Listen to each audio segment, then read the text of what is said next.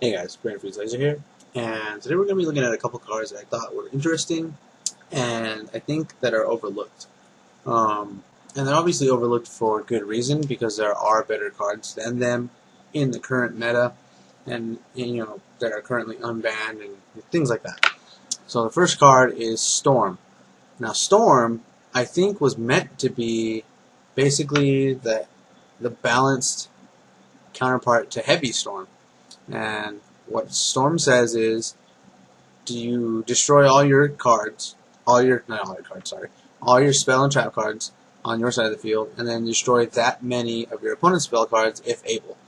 So what you want to do is you want to, set up whatever, and then activate it, and then if they have 2 or 3 and you destroy 2 or 3, theirs will get destroyed.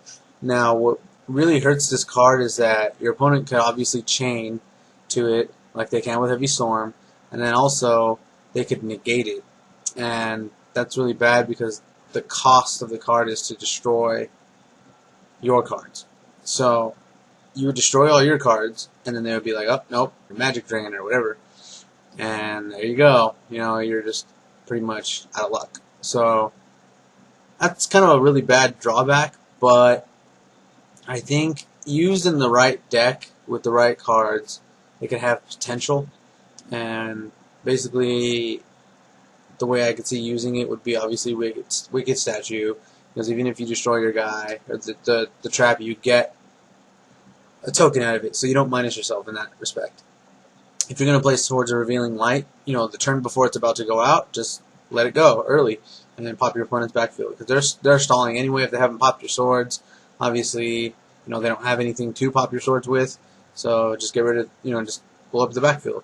Another Call of the Haunted. Now, what I mean by Call of the Haunted is you could obviously bring back Jinzo and then place Storm and keep your Jinzo or whatever. Or when you tribute a monster off of Call of the Haunted has to stay on the board. It only says this card leaves the field if the monster is destroyed. The monster is destroyed if this card is destroyed, not if if this card leaves the field. But if the monster is tributed, Call of the Haunted just sits there.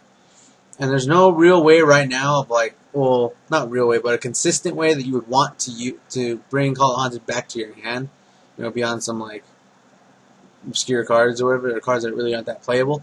So essentially, that would be a good way to use a dead Call of the Haunted to pop your opponent's backfield.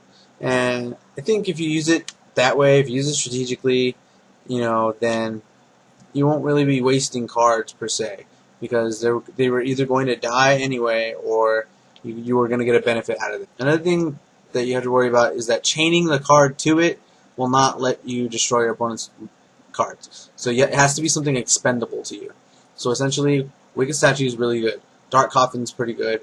Cards like that. But then you have to be playing with cards like Wicked Coffin and Dark Statue instead of backfield removal. And that's high risk for high reward, essentially. But I think that card could be potentially good if Heavy Storm were to ever go out, of the ban list, or be put back onto the ban list.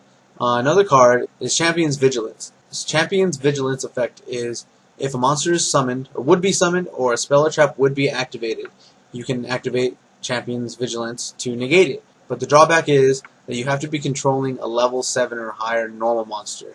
Now that's a real big drawback for me, and unfortunately, I don't really see any way other than playing Blue Eyes or some kind of a Neos or Dark Magician deck, that's themed around those guys, that would make Champion's Vigilance playable, or a Gemini monster that's level 7 or higher.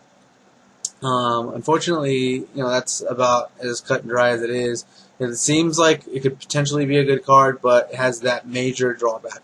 So essentially, it's a free Solemn Judgment with the stipulation of having to control a level 7 or higher monster. And I think that's a really cool card in that kind of a themed deck. Normal monsters right now have a lot of support.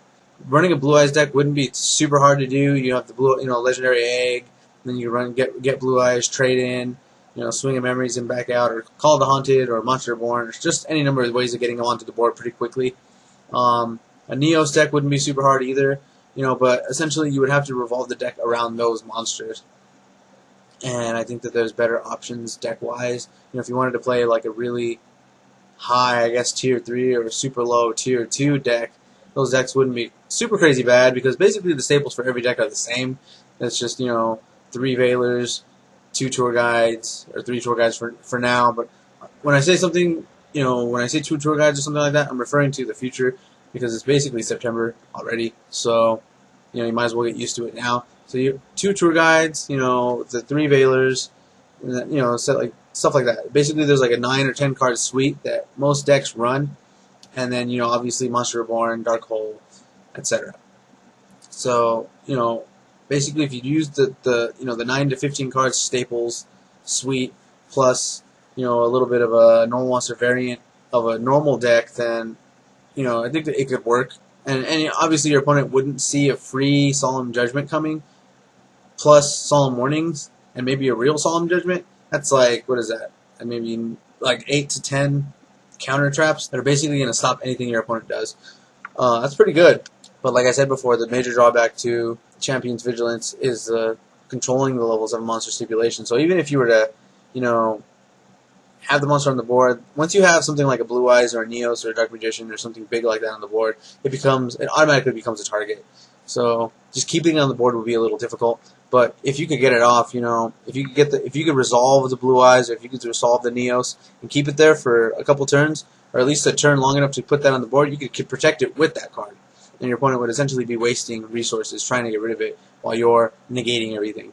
So in the comment section below, let me know if you think Storm or Champion's Vigilance is a viable option, or if they're more for situational decks. I'll post my Twitter in the description bar, and as always, you can subscribe here on YouTube. Thanks for watching.